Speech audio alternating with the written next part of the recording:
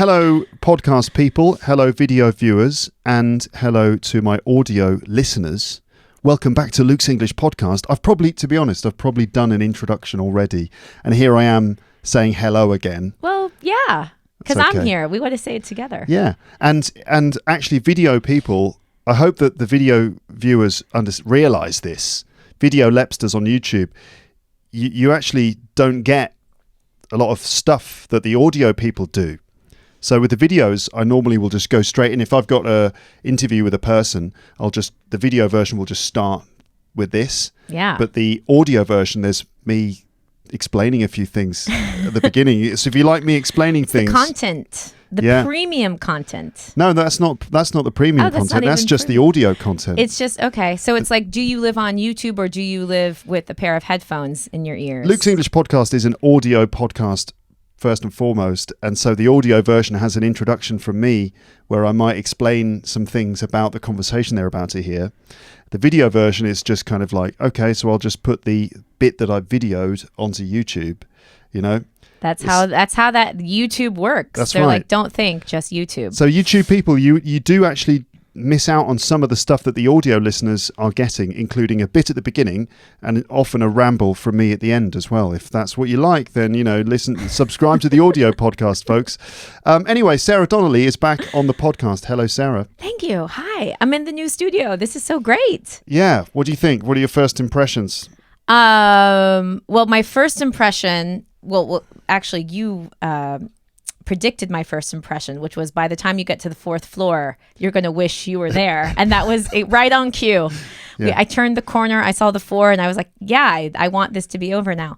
But we had more to go. And then my second impression is that Turkish toilet in the hallway is a relic of Paris. Uh-huh. It is it's something that we don't see very often. So video viewers, Sarah is referring to the fact that here in the podcastle, I've got my pod room, and then there are shared facilities in the corridor, including a shared toilet at one end and a sort of a place to wash your hands and stuff at the other end. And so, this is an old Parisian building, and so it has one of those old-fashioned French toilets because I guess not many people ever use that toilet because most of these rooms are for storage. To be fair, I think that's an emergency toilet. To say a toilet would imply there's something to sit on, and there's two pads for your feet, and a chain, and a prayer to whoever you pray to, and you need to aim. It's probably more hygienic than most. Anyways, this is a beautiful building. Yeah. And when you come upstairs, you realize, and now this is where, it's the upstairs, downstairs, the Downton Abbey. That's right. In the olden days, these rooms would have been used by the staff who served the people who actually lived in the building. And so, it's like seeing how the other half live. But now this is the home of Luke's English Podcast. Yeah. So you called it, I'm still on the toilet, not literally. Thankfully, that would be strange. Recording a podcast from my toilet with Sarah. I'm sure there's... Well, did you know at the Crazy Horse in Paris, in the women's toilets, restroom? What's the Crazy Horse? You don't know the Crazy Horse Cabaret? No, I don't. You've never heard of the Crazy Horse? Nope. Okay, so I know the Moulin Rouge, of course. Yeah, there's three iconic cabarets in Paris. Yeah. So you have the Moulin Rouge, then you have the Lido, which actually is going to be canceled because they were bought by a corporation, Accor or Accenture, one of those hotels, Accor. Yeah, they were just like, we're going to get rid of the show. But there's a full spectacle, a dance show, cabaret. And then there's the Crazy Horse. So if the Moulin Rouge is like can and classic, it still has some nudity, but I saw it recently. It's really fun. Mm-hmm. The Crazy Horse is definitely like very sophisticated and sexy and modern, and it's very cool. So you should go. Okay. Where is it? In Paris. It's in Paris. It's by like Georges V. It's in a very chic part of town. Near the Champs-Élysées. It's close to the Champs-Élysées. Beyonce has a video for her song Partition, and she filmed it at the Crazy Horse. So if you want to get the vibe, you can watch that.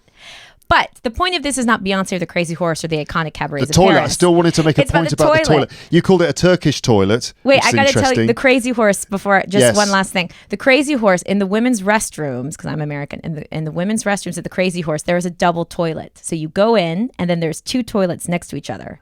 No partition. Wow. So and they kept it because it's like the classic old vintage toilet from the olden days. I don't know. I mean, I guess women like to go to the bathroom together and we have a chat, but no, you could do it on the toilet. So I'm saying, if you wanted to record a podcast, two of us on the toilet at the same time, and one of the most iconic cabarets in Paris, it's possible.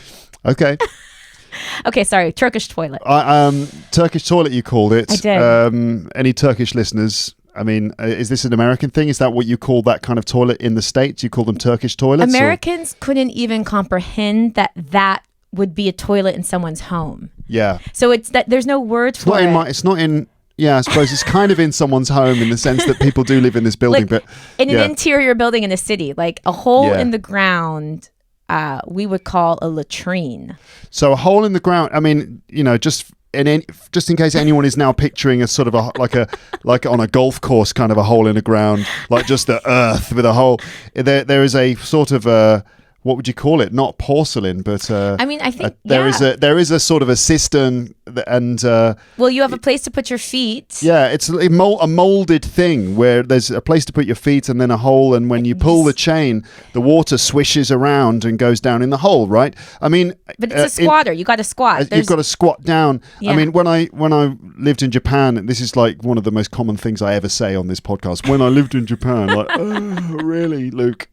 When I lived in Japan, sometimes we would see those toilets there too, but apparently squatting down like that is actually healthier. I've heard that. It's a better position to do your business. Yes. But in the UK, we generally call those French campsite toilets. So if you go camping in France, you might find, or certainly in the 80s, the toilets in French campsites would have been a bit like that. So basically old-fashioned toilets. Here's another question. We're just getting right into the language. Here's another question between American English, British English.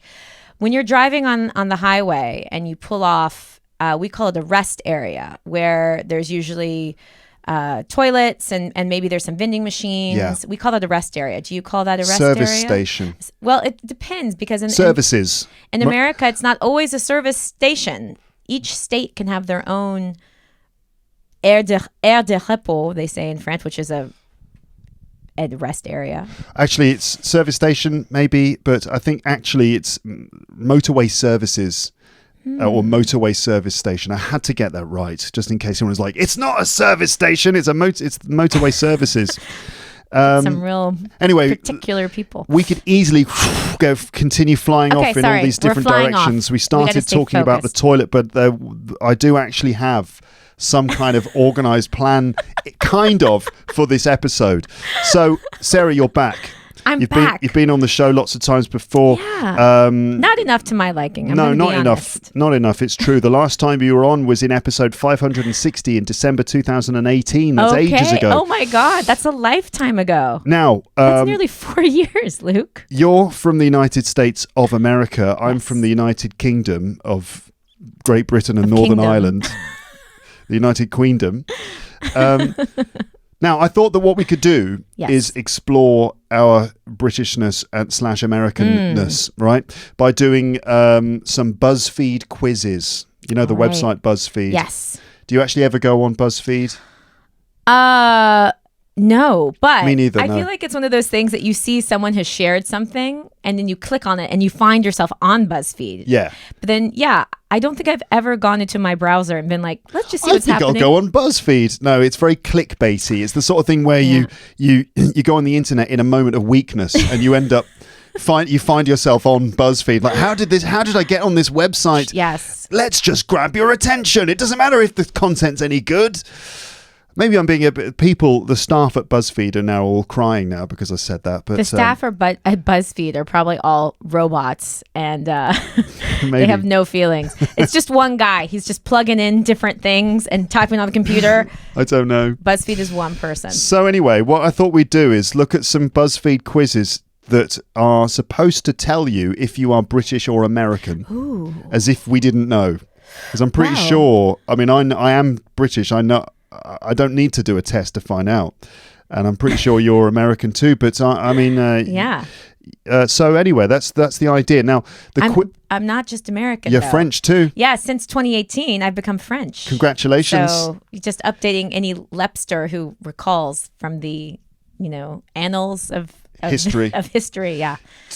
Do you still feel like you're an American though? It's dual citizenship where you're both, right? You're both 100% American and 100% French. Yeah. So do you feel kind of culturally, psychologically, identity American still, or what? God, these are the deep questions straight away. Well, it is a since Donald Trump was elected, it has felt worse and worse to be American. And I think I said this on stage recently. I was like, we probably should have felt bad about being American well before that as well. But it's just in recent times, it's felt really heavy and hard. So do I still feel American? I've been out of America, living there full time. I've lived in France for almost 10 years. I feel like I'm just getting lost in the Atlantic. I'm in a gray zone between two cultures. Treading water in the middle of the Atlantic Ocean. I don't know who I am. I'm like I'm that mid-Atlantic accent that the voiceover people ask you to do. Yeah, we can't let's not go into that now. But anyways, the point is when I'm in France, I don't feel French. But when I go to the US, I feel more French than American. And then when I'm here, I feel more American than French. And I don't really feel like I belong anywhere. Yeah, okay. That's how I feel. Totally understand. So I really need BuzzFeed to define this for me once and for all. We just need you to be, let's find out how American Sarah really is. And maybe they'll be like, actually, you are, in fact, English. Yeah, maybe, or Irish or something. The pause in Luke, he was just like, I don't think so, but who knows? I mean, you have spent time in Northern Ireland. You've probably got Irish roots. I do. Yeah. Okay. Yeah. So maybe the genes are going to come through here and say, no, she's Irish. The Irish are going to claim you. Although Ireland, Canada, New Zealand, Australia, they're not included in this. It's just Britain or America. It's very basic and very reductive, this test. They're all of them. Shocking. So, okay. All right. So let's do a couple of these tests, and we can also chat about whether we think the tests are reliable or if they're just complete bullshit. Okay. Or bollocks, whichever version of English you would like to choose. So I'm going to use Chrome on my computer, and you can use Safari on my computer too. It's a way that we can do the test twice for two different people using two different browsers. When you were explaining this, I was like, why are you? What do you mean I can use Safari Chrome? I thought you were explaining I just had a moment. I was like, I don't know what's happening. Well, yeah. Now I see. Okay, because we each have to do it and we don't want to have saved I'm results. I'm going to do one. You're going to do one. We're going to do it at the same time. Okay. And I'll just switch between different browsers on my computer. Got it. Okay. Okay, now I understand. So the first one we're going to do focuses on vocabulary, also known as words. Words. Okay? What are they? Right. So let's have a little look at this. So I'll open that one in Chrome there, and then let's go over to Safari. And it's the name of this is already so brilliant. Sarah, tell us the name of this quiz now. I am 99% positive we can guess if you're American or British based on this word test. By Sarah Aspler. Sarah Aspler. From BuzzFeed staff from Canada. Okay. I didn't do a Canadian accent. Okay. Can you do a... I'm 99% positive we can guess if you're American or British based on this word test. A. I'm like, let me just say it less annoying, nicer. Just do it normally. Yeah. Again. I'm 99% positive we can guess if you're American or British based on this word test. Okay. So there, and for the audio people, we need to describe if there's any images in the questions. We need to describe them. So the first one, the question is, what do you call this? And there is a picture of, well, it's either a cookie or a biscuit. It's a chocolate chip snack that's been freshly removed from the oven. And is it a cookie or a biscuit? Now, I'll let you go first on this one. We'll switch over to Safari and you can answer this one first. That is a cookie. Because a biscuit is something else where I come from, honey. You come from North Carolina. North Carolina. It's in the South. Don't get confused by the northern name. We're still very much in the South. You're in the South. Yeah. So you're from a southern state. Southern state. So that's why you spoke like that just now. Say it. Do it again. Well, where I'm from, here's a more North Carolina accent. We call biscuits are things, they're almost like a scone. That you would say a scone, but it's a bit different. We actually say scone. Oh, scone. In my family. A scone? Okay. Although that's a thing that British people will fight to the death over whether it should be pronounced scone or scone. Oh, okay. Scone or scone, and it's also other stupid things like, do you put the milk in first before you put the tea in, or do you put the tea in first then the milk? If you have a scone with cream and strawberry jam, do you put the strawberry jam on first, or do you put the cream on first? I think you need to make a quiz. Are you British or not? How British are you? This British or this British? I don't know. One is wrong and one is right. Okay. So you're saying that's a cookie. I'm going to choose cookie for you. Right. And it switched to. Right. Whoa! Hold on. Jumping ahead. Hold on a second. Let me answer the question. It's jumping ahead. So okay. Now, obviously the test wants me to say, because I'm British, it wants me to say that's a biscuit. But that's not a biscuit. There is a difference between a cookie and a biscuit. Can I guess what it is? I don't know exactly how to define it. I just know it when I see it. But go on. I'm going to guess that a biscuit it's a cookie, but it's kind of like small and flat, and it's something you can dip into tea, and it has like a nice crunch, and a cookie could be in a softer variety. Yes, I would say so. And I think cookies are usually a bit bigger. Yeah. Yeah, and they often have the chocolate chip cookie is the classic example. Exactly. A biscuit, yeah, probably a bit more oaty, maybe, and as you said, smaller, probably a bit harder. They have a bit more crunch to them. I just think of like tea biscuit, like if you're going to the biscuit section in Marks and Spencer, like Tesco or something. Yes, it's wrapped up. It's in a cylinder. They're always round in a cylinder. We've got ginger. We've got all different varieties, but it's like small, flat, crunchy, and nice. A bit of a crunch. Tea. Dip it in the tea. Exactly. Yeah, so I am actually going to say this is a cookie. The test is basically Sarah, who wrote the test, is like, he's American. Like, no, I'm not. I just know the difference between a freaking cookie and a biscuit. Well, that's good to know. I guess my 1 year in Northern Ireland was formative enough where I was like, I can feel that. Yeah. That is a difference. Definitely. Next question is, it says, what do you call this? Sarah, would you like to describe what you can see without using the two words given? Is a challenge for you. Oh, gosh. Okay. Well, we're at a place where you would put fuel into your car. And there's pumps. And it just depends on whether you want to say you're putting petrol into your car or gas. Gasoline, as you would say in America. And I'm American, so I call that a gas station. Okay. This could be in a motorway service station, roadside services. So I would definitely call that a petrol station or a garage petrol station, definitely. So the point here is that in the UK we call it petrol, and in the States you call it gasoline or gas. I mean, you're wrong. It's not gas. It's a liquid. Ba-boom. Actually, yeah. Yeah, I don't know. Petrol station for me. Sarah says it's a gas station. There is no right or wrong in this quiz, listeners. There are no right or wrong answers. Have you toggled between the other? Are we still keeping it that scientific? I am on this. Okay. So this is now me. This is Chrome.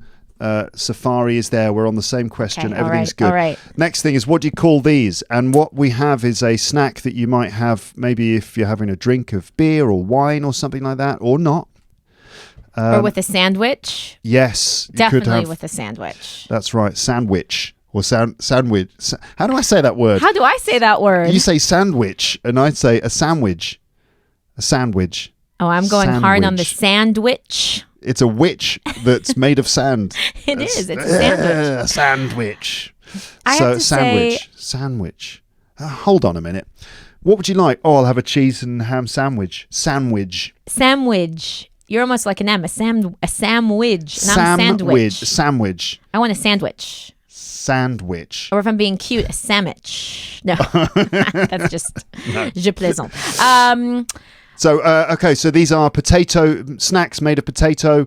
They come in a foil packet. When you open it, they're sliced thinly, very they're thinly sliced, and they go keyword. When you eat them, when you put them in your mouth. So, in the UK, we call them crisps. Can you say that, listeners? Crisps. Crisps. That can be a difficult word for people to pronounce. It is. I think it is. It's like crisps and also wasps. Oh yeah, wasps. Those little annoying insects that are not bees. Yeah. I've realized in America we'll call bees because we call something else wasps that are even bigger. Like a hornet. A hornet and a wasp we differentiate still. So where I come from, we have the bee, okay, and then you also might call a yellow jacket a bee, and a yellow jacket would be what you call the wasp. Okay. The angry little version. Yes. But then we have hornets and we have wasps, which are like even bigger with like longer stingers and bigger. It's very nasty. Oh God, just awful. Hornets. We got them all. Basically, if it makes honey, it's a bee. And it should be, saved. Let's save the bees and all that. The bees are the good guys. The wasps are the bad guys. The wasps don't make honey, and they can sting you as many times as they like. Whereas a bee, if it stings you, then it's dead afterwards. Yeah, it's so a fatal choice. Yeah, dumb move. More tragic the story of the bee, isn't it? Yeah, the poor bee. Poor things. So anyway, I call them crisps. What would you call these things? Well, I call that a potato chip. Okay, so let's switch over to Sarah's version, and we're going to choose chips for you. Okay, there you go.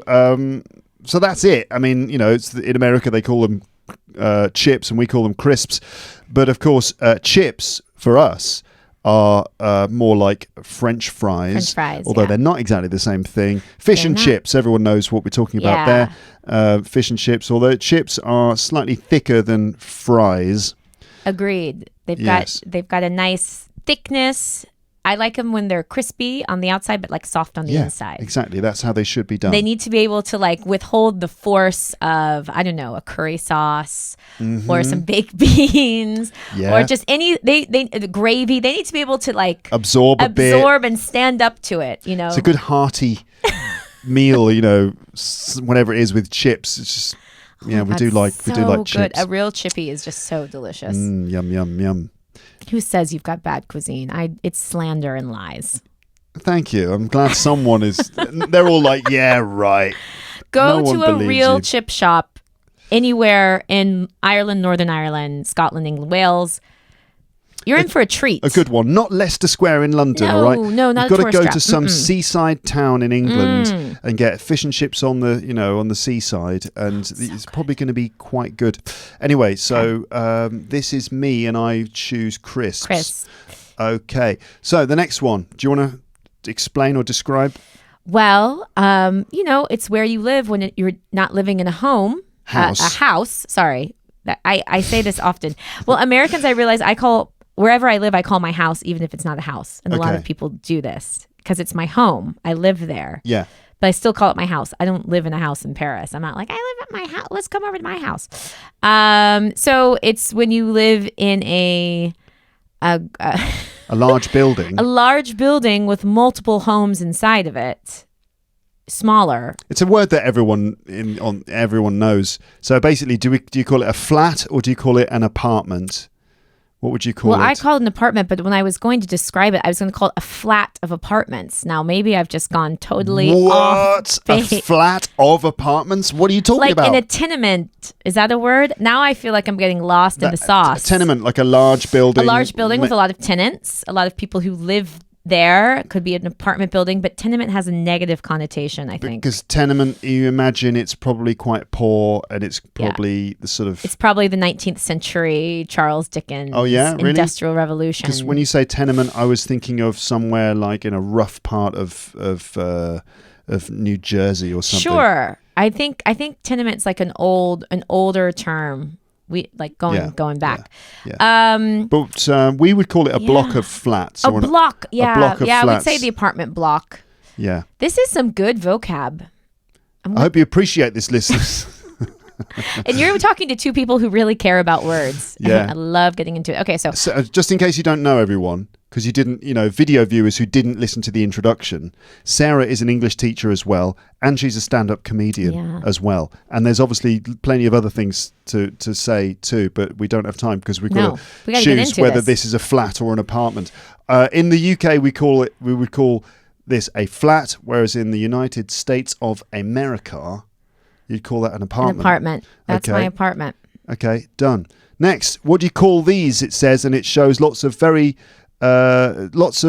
that children like to eat. They're made of sugar. They're very bad for your teeth. Just made of sugar. There's no nutritional value. They come in all shapes and sizes and flavors, and usually fruity flavors. And Exactly. I'm sorry, my stomach's making so much noise. Your do stomach apologize. is rumbling. It is creaking like a ship. I don't Jesus. think that the microphones are picking that up. I hope not, but can you hear it? I could hear it. What happened? You didn't eat lunch or I what? did eat lunch. I think I'm just fully digesting. And my stomach's like threatening me. It's like, don't make me go to the Turkish toilet. Your stomach wants to be on Luke's English podcast, doesn't it? Well, I'm sorry. We're also talking about crisps and chips. And no, it's just it's a after lunch digestion Yeah, that's all right. issue. It's okay. It's normal. It's a normal human bodily process. All right. So what do you call these things? Well, in America, it's candy. I want candy. Dun, dun, dun, dun, dun. I want candy. Yeah, candy. Candy. Sweets in the UK. I want some sweets. Would you like some sweets?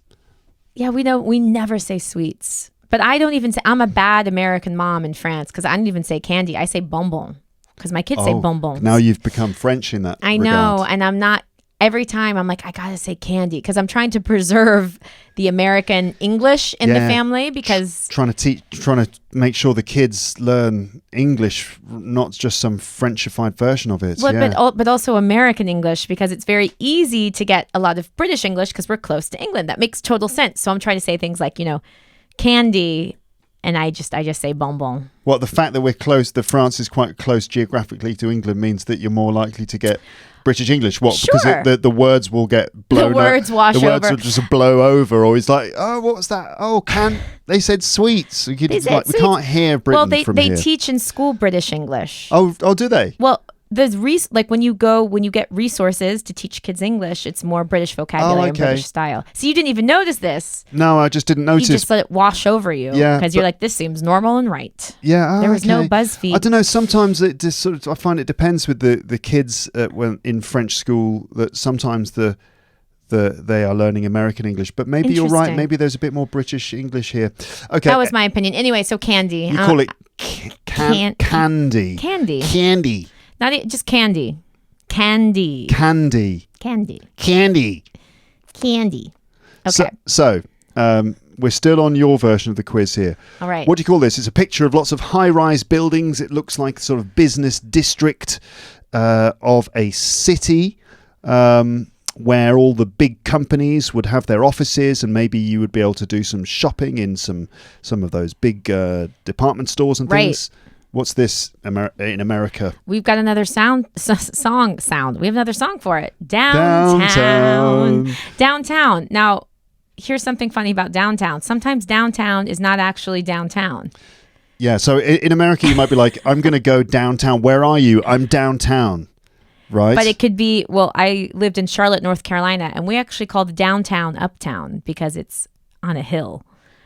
And so then you say where are you going? Oh, we're going to uptown, but that means you're going downtown. What? Yeah, I know. It's a whole thing. So yeah, but there is a thing in English of like up or down, like to go up the street or to go down the street. Yeah. Even when the street is completely level, and whether you go up to London or down to London, it all depends on your point of view, sort of thing. It really depends on your point of view and not your actual geographic location, because you can say you're going down.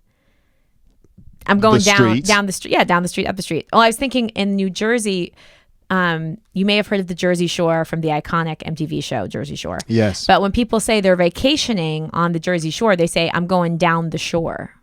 That's a New Jersey way to say they're going down to the shore, but not even down to, just down the shore. Right. Yeah. Okay. But anyway, I guess the center of the city in America, you call it downtown. We call it downtown. Most of the time, except unless in Charlotte, North Carolina. Where things are different, it's uptown. And Bruno Mars as well talks about uptown funk. Hold on. And in Philadelphia, it's called Center City. Well, they're getting a bit closer to the British version there because we call it the city centre. Yeah, so that's confusing too because I want to say city centre, then you have to call it Center City in Philadelphia. In Philadelphia. So their downtown is called Center City. Okay, right. So if something happened in the middle of Philadelphia, that's like a thing happened in Center City, Philadelphia. 100%. Whereas in the UK, it's like, I'm going to go into the city centre this afternoon. Which I'm going to go shopping in the city centre. More logical. Or the town centre. Yeah. Yeah. Okay. Well, there you go. So you're choosing downtown. Talking of downtown, you know the TV series Downton Abbey? You know Downtown Abbey? Yeah, you know the number of people who think it's Downtown Abbey, like an abbey that's in the middle of the town, like the Downtown Abbey. It's not. It's Downton. It's not. It's not Downtown Abbey. Okay, everybody. I mean, I see that. And I want to say Downtown Abbey, but I know better. It's Downton. I know better. Downton. It's Downton Abbey. So I'm choosing the city centre for that one. Actually, the next quiz you should do is have me pronounce English country towns in England, pronounce their names, because I guarantee it would be wrong. Yeah, all the Leicester, Gloucester, the Shires. Gloucestershire, Worcestershire. Yeah. I can't even do it now. Your Americanness is infected. Worcestershire sauce. Worcestershire sauce. I'm just saying. We gotta pronounce it all. Okay, let's keep going. Right. We see fruits, vegetables. You buy food here. Do you call it the grocery store or do you call it shops? Do you pop to the shops? Or wait a minute. No, I've got an issue here with this one. Yeah. BuzzFeed. She's Canadian. She's Canadian. She know? Sarah, who wrote this, is Canadian. So it's a place where you would buy fruit and vegetables. In America, it's the grocery store. The grocery store. Yeah. Okay, so I'll let you choose the grocery store. I'm going to say the grocery store. Okay. Whereas in the United Kingdom of Great Britain and Northern Ireland, so we would call that either the supermarket, basically where you just go to get your generic stuff, your Tesco's supermarket. Yeah. Or it would be the greengrocer or the greengrocers. Greengrocer. Yeah. But the shops, so we do say the shops, but the shops just means the area of town where all the main shops are. So I'm just going to pop to the shops.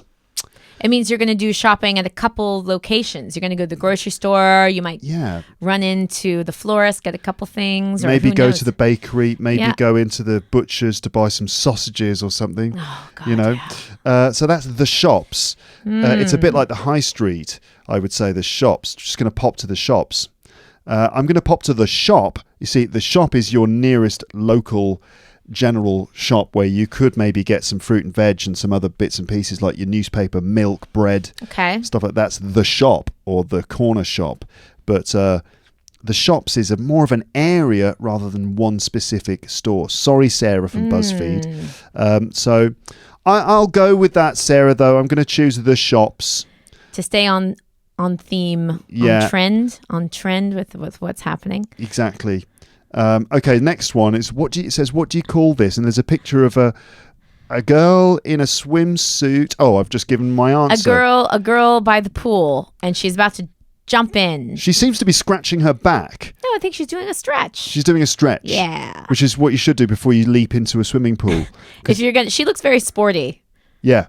I just fling myself in there. There's no sport involved. You shouldn't do that though. Have you never been warned about that? Like, especially like if you shouldn't just jump in the swimming pool soon after you've eaten and early in the morning, straight after breakfast, because you'll get a cramp and then you'll drown. Well, sure, but no one's looked at me and thought she's going to really go for it in the sports department. This is going to be a fit and active swim. No one felt the need to stop you before you leapt into a pool. They're like, we know that she's just going to sit there and kind of bob. I like to bob. I'm like a buoy. I'm just bobbing. I'm like a tea bag and a cup of tea. You like to bob? You're like a what? A buoy. A buoy? You mean a boy? What? You pronounce it like that? Okay, wait a minute. Listeners. This English podcast. We've taken a turn. So, what? Listeners, what did you call it? So, we are, just to make sure that my audience understand what's going on. So, we're talking about sometimes when you are at the seaside, you look out into the water, or a lake, could be on a lake.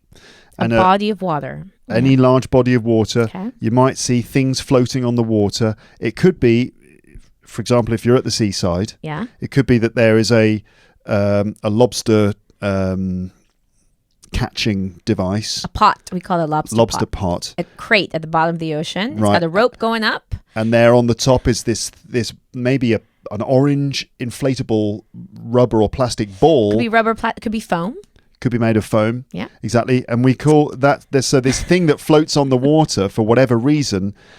So it's spelt B-O-U-Y, am I right? I think so. B-O-U-Y. Let's see if I can just bring up a picture. Oh, B-U-O-Y. Of course. Yeah. B-U-O-Y. So looking on Google Images, we see metal ones. Those are big ones. These are big metal ones that might go clang, clang, yeah, clang. Those might be warning. Can I say the word, or are we holding off to say the word? You go on, say it again. Well, okay, so we have that's a buoy. We call it a buoy. A buoy. Okay, and whereas we would call it a buoy. There's also a picture of a round one there, smaller one. So a buoy or a buoy, but yeah, so there's a big difference. Wow, I didn't know that. My nautical vocabulary, it doesn't come up often. I'm not often in a cross-cultural nautical situation, but my husband is, because he loves to sail.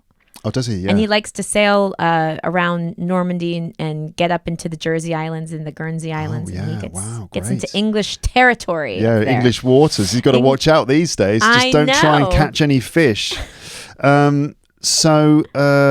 Yeah, a boy. So do you find it really strange that we call it a boy? Because that's like a boy or a girl. A boy. Well, that's kind of the joke in American English, but our pronunciation is further from that. So we're like, oh, it's a buoy. Like, I like buoys. Like, it's, haha, that's kind of funny. What, do people make jokes on that word? I mean, with that word? I think I've heard, like a schoolyard joke, This is like the type of joke you get on a popsicle. Like terrible jokes that are written on a piece of bubble gum, lollipop sticks or sweet wrappers or something. Yeah, you would call that an ice lolly. An ice lolly, yeah. Exactly. Oh, you know your stuff. I do. Popsicle, ice lolly. I've been around you Brits for a while. Yeah. So for us, it's like when you're down at the seaside, you're walking along the seafront, and you see one of these things in the water, and what the dad joke is basically, oh look, there's a boy in the water. Mm-hmm. Yeah, we could make that joke, but it's a bit further away from that. So if you were to go swimming, what would you put on? What would you wear? You put on a swimsuit. I would begrudgingly put on a swimsuit and be like, listen, it's everybody is a summer potty. Welcome, okay? You call it a swimsuit. We would call it a swimming costume. Do you really call it a swimming costume? That feels... Yeah, we do. But I did say swimsuit without thinking about it. So I think maybe we also say swimsuit, or at least maybe this is a bit of American English that has crept in. But I think that swimming costume is standard still. I mean, a costume in French actually means a suit. So, that's a whole other story for another time. I'm just saying, we say swimsuit. You could think of like a suit, like a business suit, and a swimming costume. Costume is the word in French for a man's suit. Yeah. That's in French. In French. But that's another story for another time. That's like when French... I'm bringing too many layers in. When the French use English words for things, and they kind of use them in ways that we don't. But do you think they own the word who? Well, okay, own the word, yeah. Very good question. Where does costume come from? Is it a French word?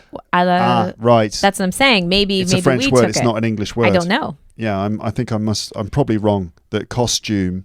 Anyway, as I said, it's a whole other story for another time. Because we have to get through this quiz. That is not the topic of this. We're not talking about the way French and English cross over with each other. I do love that conversation. It is a good conversation.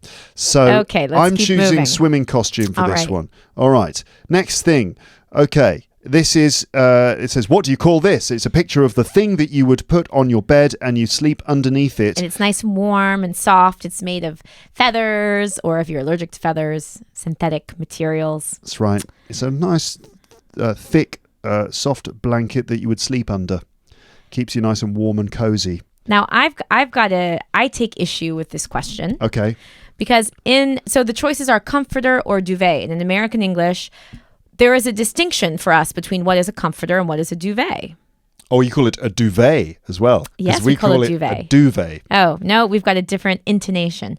So a comforter would just be well, a duvet would be kind of the fluffy part, and then you put a duvet cover on. Yeah. Okay. But we also have a comforter, and a comforter is just kind of like the fluffy part that maybe there's a pattern or something printed on it, and there's nothing that goes over it. Yeah, we call that a quilt. Well, but then we also have a quilt, and a quilt is when it's actually been quilted and put together and it's been stitched together. Yeah. Patchwork style, patchwork quilt. A comforter for us would be a duvet that you don't have a changeable cover that goes over. Kind of a duvet that doesn't have a cover on it. Yeah. That might even go on top of the other main duvet. That's what you call a comforter. No, comforter would be like you could go to a department store and you could get a comforter and like some throw pillows. There could be a full set, and you say, "Okay, I'll have a comforter." But it doesn't have a cotton cover on it. No, so it's got the designs and stuff printed directly. Very slight difference, really, in the scheme of things. I would say that there is I think it's quite. I know it's a difference. But it's not like they're worlds apart. Well, one is European and one is American because I'm used to sleeping with a top sheet because I had a comforter growing up. Okay, everyone's brains are exploding right now. You know that the people in podcast land, their heads are actually, the tops of their heads are all flying off, and just steam and entrails are coming out. So wait a minute, what? A top sheet. Yeah. Okay. Let me just try and grasp control of this. So here's the thing, right? On a bed, you've got the bed frame. Yes. Okay. I'll go through my version first. Okay. Then you can do the same exact thing. I'll let you go. Yeah. Okay. So you got the bed frame made of wood or metal. Mm-hmm. On top of that, you have the mattress. Mm-hmm. Okay. Springs inside it, probably. Mm-hmm. Yeah. On the mattress, you have a fitted sheet. Mm-hmm. It wraps around the mattress. It's got elastic around the corners. It's a fitted sheet. We're all the same here. No differences. Good. Okay. Now, if you're staying at my parents' house, the next thing would be a sheet, just a single, fairly thin cotton sheet. Yep. Then a duvet. Mm-hmm. Now, the duvet is normally inside a duvet cover. Mm-hmm. Sometimes it's not, but if it's not in the cover, that's probably a quilt. Okay, so there's the sheet. The sheet goes between. Is it? Right.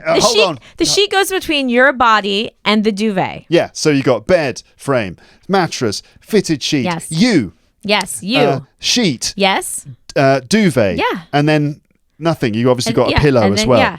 So give us your version. It's the same version. We would call that thin sheet a top sheet. But many people I find, because if you have a comforter, you can't easily wash the comforter or the quilt. So you need a top sheet between your body and that. But if you have a duvet, you take the duvet cover off and you can wash that.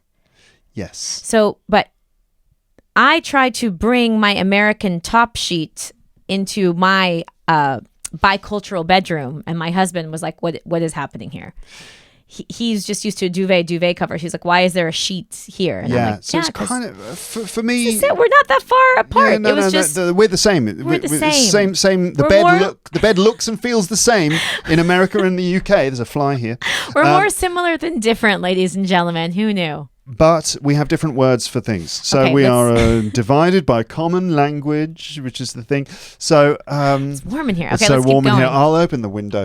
I don't care. So what if my neighbours can hear this episode of Luke's English Podcast ad-free without paying for the ad-free subscription? That's why your man over there just rented that space. I see he's got his computer. He's going to put there is a window open opposite us, and so I hope that we won't be bothering him.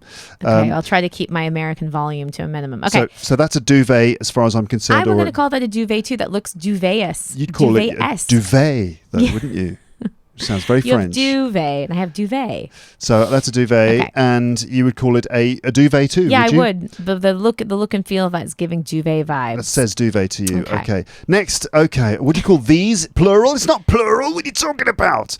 So there's a picture of a girl with a stupid expression on her face, which is probably the mental state that many girls are in when they choose to have this hairstyle. Well, when they choose to give themselves a trim and think, is this a good idea? Should I just cut the hair in front of my face to make it shorter, about eyebrow length? When they choose to do it themselves, and it can be a bad decision. It can be a bad decision, yeah. So we're talking about hairstyle, and it's when the hair comes down over the forehead, and then is cut with probably a straight line across above the eyes. So it's the hair comes down and is cut without a parting. So the hair is just cut across before it all comes down over the eyes. So you end up with a sort of a straight line across the top, across the brow of the face. And that was a very thorough explanation. Everyone's gonna Luke. This is the type of content. If you're listening at home, you're really a picture is being painted. That's an artist. Just saying. That's years of English teaching.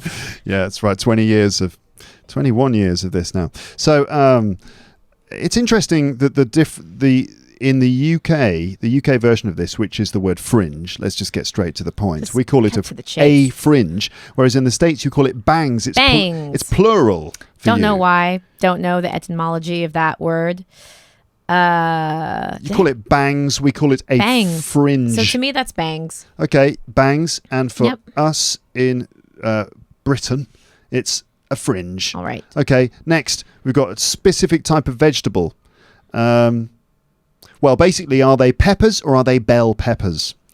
These are the sorts of peppers that you would... Maybe the most common form. They're not spicy. They're sweet, usually, not spicy. You can eat them raw, cooked. Okay, so this is one I call them bell peppers. Okay, I call them peppers. Okay. So there you go. Red peppers, green peppers, yellow peppers. I call them bell peppers. You call them bell peppers. And my French husband was calling them pepper bells for a while, which I thought was really cute. Very cute. So peppers they are for me, but bell peppers they are for you. What do you think the outcome of the quiz will be, Sarah? I don't know. We're going to have to wait and find out. You're probably going to emerge as an American and I'll be a Brit, I would say. So the next thing is an item of clothing usually worn by men, but obviously women too. It is 2022, you know? Yeah. Yeah, we don't have to... but historically, women were not allowed to wear this article of clothing. Historically. And... in Paris, actually, there was a law on the books until 2013 that women were not allowed to wear trousers/pants. Are they trousers or are they pants? In the city of Paris. Really? Really, yeah. I don't know when it came onto the books, but there's a very famous painter called Rosa Bonheur who painted cows and landscapes, and she's one of the few women that has her paintings in the Orsay, and she was loved by Napoleon and everyone. So she had a special permit to wear pants because she needed to wear trousers or pants to go out to the countryside and do her paintings. I see. Okay. There you go. So it's an age-old question, Sarah, between British and American people. Well, this is the one that gets everyone all giggly because I would say pants. Yeah. And we know that is not the case in the UQ. Let me just try and explain this so we can move on.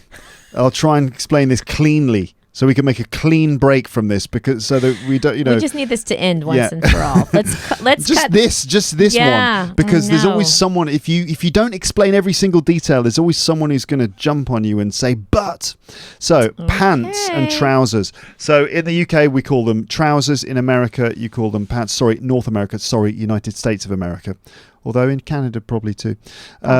Trousers, they are in the UK, and pants. But the funny thing is that in the UK, pants are what you wear under your trousers. So if you pull your trousers down to go to the toilet here in the building... You're going to need to take them all the way down. You pull your trousers down and then you pull your pants down.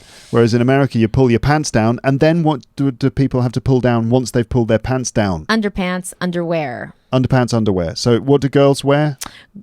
Girls can wear panties. Sorry, panties. You don't call them panties. Well, I was just, adding some flair. Yeah. No, panties. Girls can wear panties. Boys don't wear panties. I mean, boys can wear panties, but boxers or briefs. So that's all the undergarments. Okay. Yeah, pants, underpants, boxers, briefs. We just wouldn't call them pants on their own. But that's... Yeah. Okay. Not just pants, underpants or and so on. Yeah, because it goes under your pants. Or they are pants that you wear under something. Ooh. I see. Okay. Yeah, so logic. I'm going to say Makes pants. sense. I'm going to say pants. You're going to say pants. I'm going to say trousers here on Google Chrome. And you're going to say pants. I'm going to say pants. On Safari. Yeah. Okay. Next we've got... Okay. We're going to fly through these. Is it the pavement or the sidewalk? The place where you walk. So it's not where the cars are driving in the road, but it's the bit where you walk on the side. Where pedestrians go. The pedestrians go. The bit where people walk on the side. So I would call it a sidewalk. I would completely understand. You call it a sidewalk. Yeah. We call it the pavement.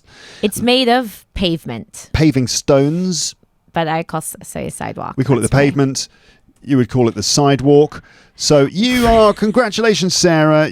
According to your vocabulary, you are definitely an American. We're so confident that you live in one of the 50 states, we'd actually put money on it. Oh, I'm sorry, BuzzFeed. What? I do not live in one of the 50 states. Ooh. Because nationality is not tied to geography. She lives in France. So sorry, BuzzFeed, if you did put money on Sarah living in one of the 50 states, you would lose that money. Whereas in the UK, for me, it says British. According to your vocabulary, you're definitely British. The sweets question probably gave you away. Well, it wasn't just that. It was all the other questions too, Sarah from BuzzFeed. Sarah from BuzzFeed. I want to say something to those who are watching out there, and this is, you've probably not even noticed this. I broke a nail, and I take my nails very seriously, and so I just want to apologize for anyone out there who's noticed my gnarly index finger. I broke a nail. Video viewers, so audio listeners, Sarah has got wonderful long nails. Long, sparkly nails, and my index fingernail broke, and I haven't had time to redo it, and I felt self-conscious about this the entire podcast, and I don't want to hold the microphone in my left hand because it looks so nasty. But I'm calling it out because that's what comedians do. How do you manage to do things with such long nails? I don't know. I've grown into it. You learn, you adapt. Because you see some women who have even longer nails than that. Yeah, these aren't that long to me, but they are quite long. I have to be honest. This is like the limit of what I can do for typing if I want to type quickly. I can still type. But if I have shorter nails, I can really bang it out. So it depends. If I have writing projects going, which I'm just starting one, I need to get my nails cut shorter. For me, I just feel like so clumsy that I'm constantly banging my hands on things and banging my knuckles. I always have little injuries on my hands and things. There's no way I could have long nails like that without breaking them all the time. So I don't know how you do it, Sarah. Well, it's hard to be a woman, and this one I don't remember what happened to make it break, but it hurt. So anyways, my apologies to the nail enthusiast out there. I've tried to keep my manicure at bay. Okay, that's apropos of absolutely nothing. That's your non sequitur. But you wanted to say that because you were conscious that the video viewers would be judging the fact that one of your nails was shorter than the others. Well, I'm the type of person that if I was watching this, I'd be like, wait, does her finger look different? You'd be like, girl. Not in a judgmental way, but I just pick up on very odd detail. So I would notice that and I would appreciate the explanation. So there's probably one person out there who actually needed to hear that. But I would say, I have nail polish on my nails, and you would say there's what on my nails? Nail varnish. Exactly. But that's a bonus content. Let's do that. Nail varnish, nail polish. I want to hear more of that accent from North Carolina. That's just so wonderful. I love all the different accents. There's so many accents. Well, it's like England. There's so many accents in England. Yeah, but let's do some more of that. So imagine you're fresh off the boat, although no one really takes boats anymore. Let's say you've just arrived at the Charles de Gaulle airport. You've come to Paris. You're from North Carolina, and you've always dreamed of coming to Paris. And you've arrived at Charles de Gaulle. You've taken the RER to Gare du Nord, and you're now wandering around the streets of Paris. And let's say you're lost or something, and you need some directions, and you ask me. So let's have that conversation. Okay, so we're doing an improv scene. But you're from North Carolina, and I'm just Luke from Luke's English Podcast, living in Paris. Okay, all right. Okay. All right. Hey, excuse me. Yeah. Hi. How can I help you? Oh, good. You speak English, thank God. We're just a little lost. It's our first time in Paris. Oh, really? Wow. Yeah. Wait, where are you from? I'm from England. Oh my God, Steve! He's from England. You hear it? That is incredible. Where in England? I'm from. Do you know Birmingham? No, I know London. Have you? Maybe she doesn't call it Birmingham. He says, thinking in his own head. Maybe she would. Well, I know Birmingham, Alabama. Right, Birmingham. Yeah, it's like that, but without the ham. So Birmingham. Yeah. It's in the middle of England. Oh my God, I just love your accent. Steve, do you hear his accent? This is amazing. We went to England before we were here. We were in London. We took the Eurostar to get to Paris. Oh, really? Right. What did you think of England? Did you enjoy it? Oh my, it was beautiful, and we could understand it. Here we can't understand anyone. Can you understand anyone, Steve? He can't understand anyone. Yeah, they all speak a totally different language. It's crazy, isn't it? It's like we didn't even think that was a possibility. Anyways, do you know where? Okay, hold on. We're going to. I'm looking at my map. Mm-hmm. Oh my goodness, I don't even know how you pronounce this one. Port Maillot. Port Maillot. Oh, Port Mayo. Is that where they make the mayonnaise? Is that how you say that? Say that again with that accent. We're gonna have to Steve record him saying that. I've never heard that I'm probably saying it wrong though, because I'm English, so I don't speak the language. Port Mayo. English people are so nice. Did you know that? Well, it depends on which ones you meet, I suppose. Y'all are just so nice, and we just had the best time in London. Anyways, okay, so you're going to Port Mayo. What are you doing there? Well, I don't know, Steve. Steve, what are we doing at Port Mayo? Maillot. What? How do you say it again? Port Mayo, but okay. I'm saying it wrong probably because I'm from out of town as well. Oh, you're so nice. What's your name? Luke. Luke. Yeah. Oh my goodness. Nice to meet you. What's your name? My name is Mary Beth, and this is Steve. Mary Beth. Wow, that's a nice name. You got two names. Like French people have two names as well. French people have two names. Yeah, often they do. I didn't know that. Steve. His name is Luke. Steve. Why doesn't Steve come over here? Because I don't know. Constantly shouting. What is he doing over there? Well, he told me he wanted to buy a postcard, but I don't know what he's doing over there. Okay. Anyways, I don't know what we're doing, but we're having such a nice time. Well, thank you so much. You're welcome. You are so kind. I have a granddaughter about your age, and she would just love to go to England sometime, and her name is Stacy. And thank you so much for your help. Steve, say goodbye to Luke. Bye. Bye, Luke. Bye. You're welcome. Have a nice time in Paris. Thank you. Okay, bye-bye. Well, listeners, viewers, that was a little taste of English, the version of English that they would speak in North Carolina. I don't even know if I kept it up that well, but it sounded pretty good to me. That's how they would. Yeah, that's how they would do though, because we love. I don't know, Americans. Every now and then, I do overhear American tourists in Paris who are pretty much doing exactly the same thing as that. Like, Steve, come over here. Yeah. Yeah, the dad is just like, I can't. North Carolina has great. I mean, I am from North Carolina.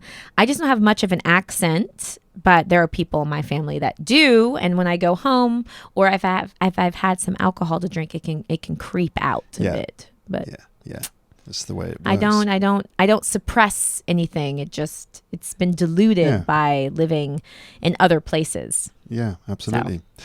Sarah, thank you very much for coming back onto Luke's English podcast. Thanks I'm glad we established me. the fact that you're American, as if there was any doubt. It's been good fun, and come back again soon. Time flies. we can talk about other words that are pronounced differently with hilarious consequences. I think buoy was a real shocker to me. I was genuinely surprised that we'd say boy. Yeah. Yeah. Well, there you go. We're learning things. It was a learning experience for everybody. Thanks for having me on. I'm now going to stop the video. Everyone, round of applause for Sarah Donnelly. Bye. Happy listening. Okay.